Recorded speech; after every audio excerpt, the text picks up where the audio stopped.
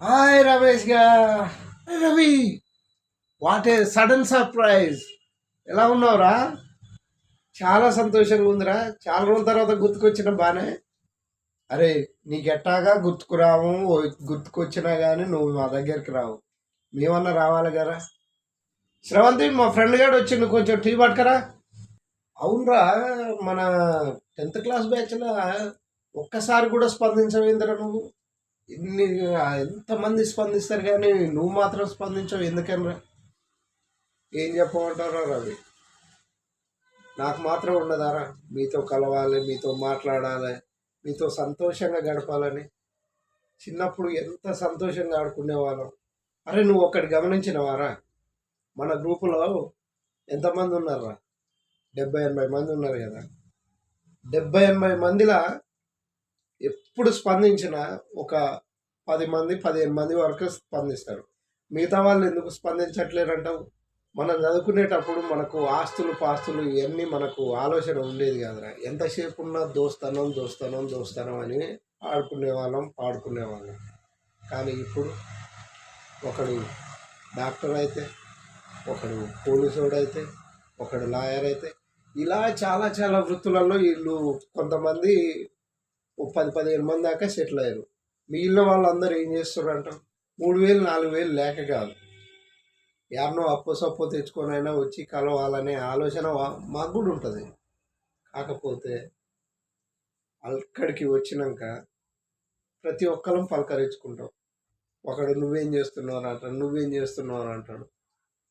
Suppose నువ్వు ఉన్నావు, మీ అయ్య 10 ఎకరాలు సంపాదించిండు, నేను వ్యవసాయం చేస్తున్నారా, నాకు 10 ఎకరాలు ఉందన్న. కానీ నాకేం లేదు, మా ఏం సంపాదించలేదు. అరే, డబ్బుకు మన ఫ్రెండ్షిప్ను మూడు పెట్టేది కాదు కదరా. అందరం కలిసి పార్టీ చేసుకుందాం అనుకుంటున్నాం. నువ్వు కూడా వచ్చి ఉంటే చాలా బాగుంటుంది. అందుకే ఎప్పుడు స్పందిస్తలేవని నేను వచ్చిన నీ దగ్గరికి. అసలు ఏంది కారణం అని కనుక్కుందామని. మాకు డబ్బు ముఖ్యం కాదురా, నువ్వేం చేస్తున్నావు అన్నది కూడా మాకు అనవసరం రా.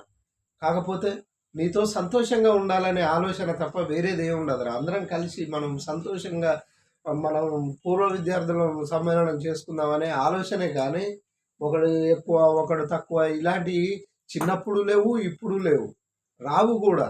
10th వరకు అందరం మంచిగానే చదువుకున్నాం. కాలేజీలో పోయినాక చెడు సవాసాలు బట్టి చెడు తిరుగులు తిరిగి ఆగమైనాం. ఇప్పుడు వచ్చి మన క్లాస్ అందరి ముందల నేను కూలి పని చేసుకుంటున్నా అని ఎలా చెప్పగలుగుతా చెప్పు? ఎంత బాధ ఉంటుంది చెప్పు? అందరూ ఐఆర్ ఆఫీసర్ లెక్క వస్తే నేను అందులో కూలోళ్ళ లెక్క వస్తే ఎలా స్పందించాలి? అందుకేరా ఏ రోజు నేను అందులో స్పందించాను. నేను ఒక్కనే కాదు, ప్రతి ఒక్కరు స్పందించని ప్రతి ఒక్కరికి ఏదో ఒక విషాదమైన గాథ ఉంటుంది. అది వచ్చి ఫ్రెండ్స్ ముందర అందరి ముందర చెప్పుకోలేరు కదా. చెప్పుకోలేకనే ఈ గ్యాప్లు అనేది వస్తున్నాయి. 10-15 మంది మాత్రం రెగ్యులర్గా స్పందిస్తుంటారు, రెగ్యులర్గా ఏదో ఒక ట్వీట్ చేస్తుంటారు. కారణం వాళ్ళకు అందరితో పాటు కలవాలనే ఆలోచన, సంతోషంగా ఉండాలి, నా ఫ్రెండ్స్తో మేము చిన్నప్పుడు తిరిగినాం, సంతోషంగా ఉండాలనే ఆలోచన వాళ్ళ లోపల స్ట్రాంగ్గా ఉంది. అవసరమైతే ఒక 2-3కి పైసలు స్పాన్సర్ చేసే అంత ఆలోచన కూడా ఉంది. కాకపోతే స్పాన్సర్ చేసినా కానీ రాలేని పరిస్థితుల్లో మేము ఎందుకున్నామంటే మా వృత్తులు చెప్పుకోలేక. అలా ఫీల్ అయితే ఎట్టరా?